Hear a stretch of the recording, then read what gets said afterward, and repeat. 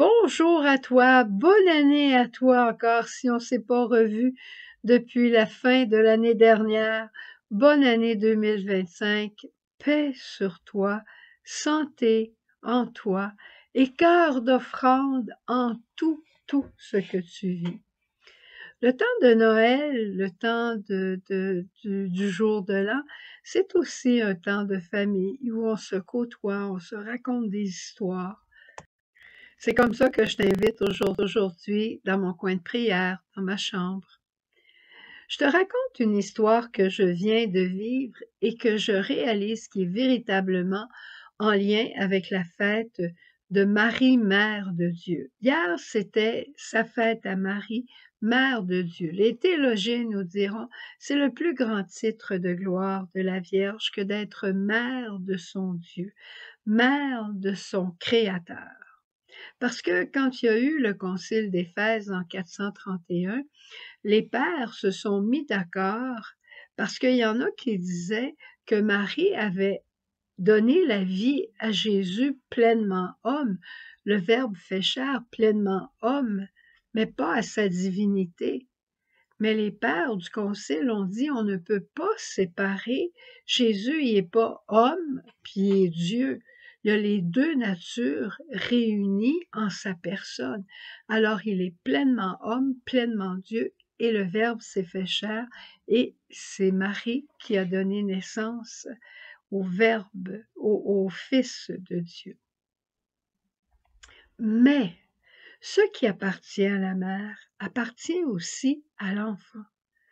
Les prérogatives de la Vierge Marie nous sont offertes à vivre à chacun d'entre nous. Marie a porté Jésus en son sein. Elle l'a porté, elle l'a donné à notre monde. Spirituellement, par la force de notre foi, de notre espérance, de notre charité, des vertus théologales, nous pouvons, nous aussi, porter le Christ et le faire naître dans la vie d'un autre. C'est extraordinaire. Il y a quelques jours, j'ai quitté Bécomo pour aller passer 3 jours avec mon frère qui était seul chez lui. Paul n'a pas la foi, c'est son choix à lui. Mais quand moi je suis partie de Bécomo, je suis partie dans, il y avait les grandes liturgies, il y avait les célébrations, il y avait toute la famille réunie, les magnifiques décors, les crèches partout, les grands repas. Je quittais tout ça. En apparence, c'était Noël. Mais j'allais vers Paul et j'allais lui porter Noël. Pas en lui rapportant du ragoût, mais en lui apportant simplement l'amour, en lui portant la paix. On a fait des choses simples ensemble. On est allé faire des commissions sous la pluie. On est allé faire des courses à la banque. On a fait toutes sortes de petites choses qui lui rendaient service. On était heureux ensemble d'une façon tout à fait nouvelle. On était heureux ensemble dans une paix tout à fait nouvelle. Une écoute l'un de l'autre, un respect l'un de l'autre d'une manière tout à fait nouvelle. Et ça, c'est ça Noël. C'est faire naître le règne de Dieu dans le cœur de l'autre. J'ai pas prononcé le nom de Jésus, mais j'ai porté Jésus à quelqu'un qui en avait besoin, qui savait peut-être même pas qu'il en avait besoin. Surtout pas, je dirais peut-être.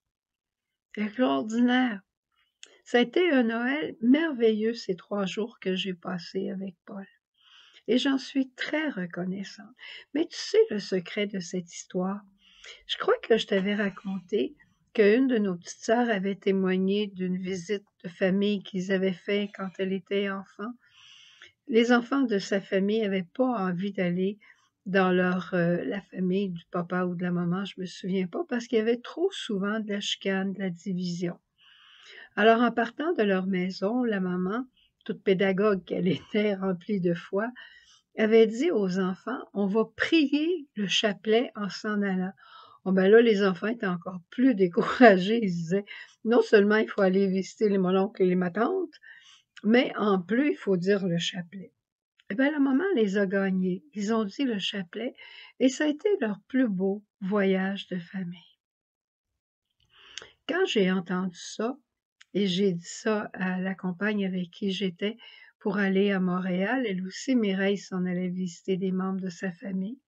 J'ai dit: «Qu'est-ce que tu dirais si on faisait comme la famille de notre petite sœur Myriam et que on va dire un rosaire en s'en allant vers Montréal, on va prier la Vierge Marie que nous aussi, nous ayons porté l'unité, le bonheur de Noël».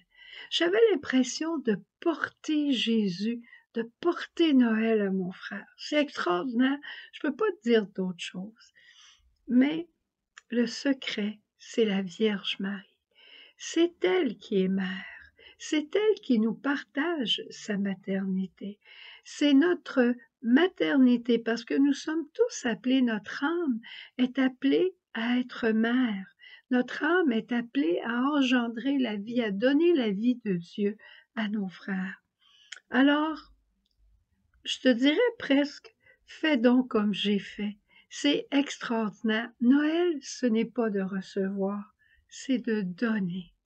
Je te souhaite de donner Jésus, c'est encore le temps. Prie la Vierge Marie.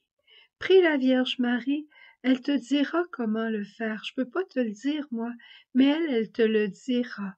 Et tu verras, tu feras peut-être rien de spécial. J'ai fait comme toutes les visites chez mon frère. On est allé à l'épicerie, on est allé au Dollarama, on est allé à la banque.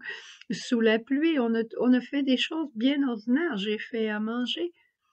Mais il y avait le mystère de Noël, de paix, d'écoute mutuelle, de respect mutuel et d'amour fraternel.